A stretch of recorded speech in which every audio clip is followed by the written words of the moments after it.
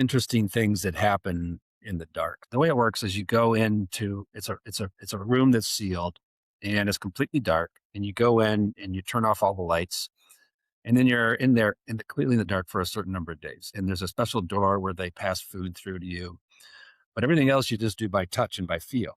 And so, like if you have to go to the bathroom or take a shower, brush your teeth, or take your medicine or whatever you're doing, you can't even see the hand in front of your face. And so, for most people, just sleep for the first 48 hours. And an interesting thing happens when you go through that process. There's a reason that doctors tell you to go to sleep to heal, because when you go to sleep, your consciousness leaves your body and goes up into the inner worlds. And that allows your body to rebalance and heal itself, because the mind, the band of the mind that sits right here, creates a disconnect between the body and its homeostatic state and balance and the spiritual worlds. And so when you sleep, your consciousness slips out and your body rests and heals. And in the dark, in the absence of visual stimuli, in the dark, there's only two things. There's your breath and your thoughts. And so when you sleep for those 48 hours, your body spontaneously rebalances and heals. And there's all kinds of anecdotal stories about people who go in the dark and heal all kinds of things. The most famous one that nobody knows about is Joe Dispenza, who used this technique, a Buddhist meditation in the dark, to heal his spine and regrow it. And he had a student named Miracle, who's from Hawaii, who went in a wheelchair and 49 days later walked out and used Joe Dispenza's technique to regrow his spine with his visualization techniques and the focus in the dark. So there's a very powerful healing aspect to this. And then the other interesting thing that happens is after about 3 days, your pineal gland starts to produce DMT endogenous.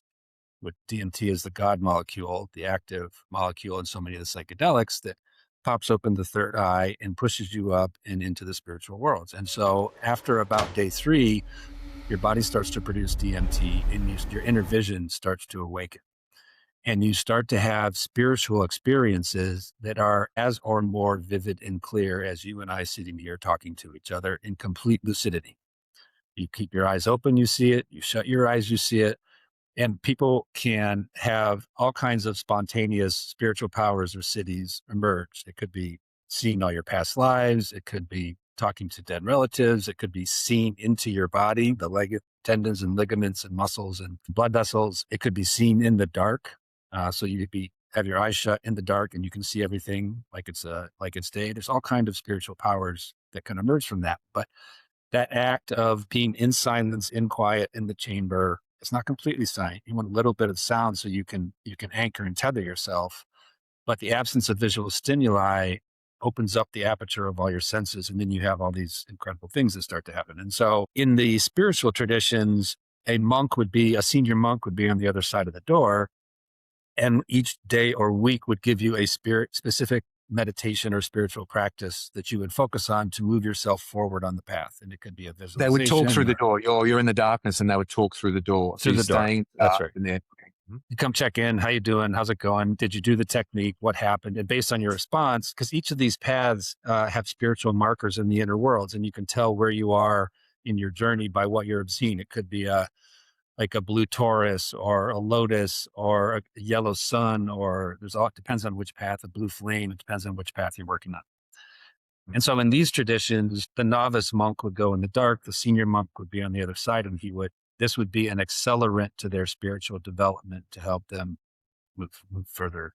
The way most Westerners do it, or new people do it, is you just go in there and you just observe the rising and falling of phenomena in a very, much like Vipassana. And so you just sit there and you just have to be with your thoughts. And a lot of the stuff in the subconscious comes up.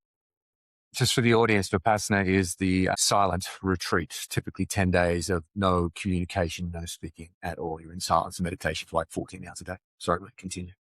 That's right. And so you just observe what comes up. And it could be, a lot of times it's stuff in your subconscious, your insecurities and your fears and things like that. Sometimes it's very beautiful. Sometimes it has visuals. Sometimes it's just colors. And so that can be extremely disconcerting for someone who doesn't have a stable, long-time meditation practice.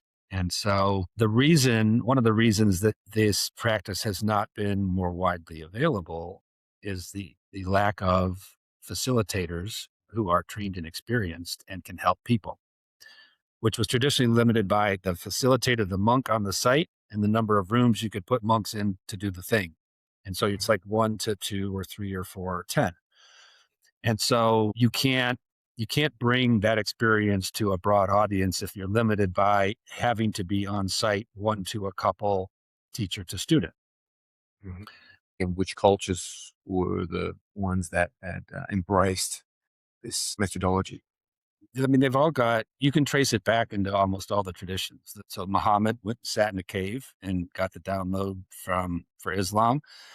Jesus, 40 days and 40 nights out in the desert, and if you read some of the texts of the Essenes, a portion of that was in the cave. And certainly the Greek Orthodox monks go and Math Althos go and sit in the caves for extended period of times. And the stories, the Philokalia and the Christian tradition, the stories of the Desert Fathers sitting in caves and praying.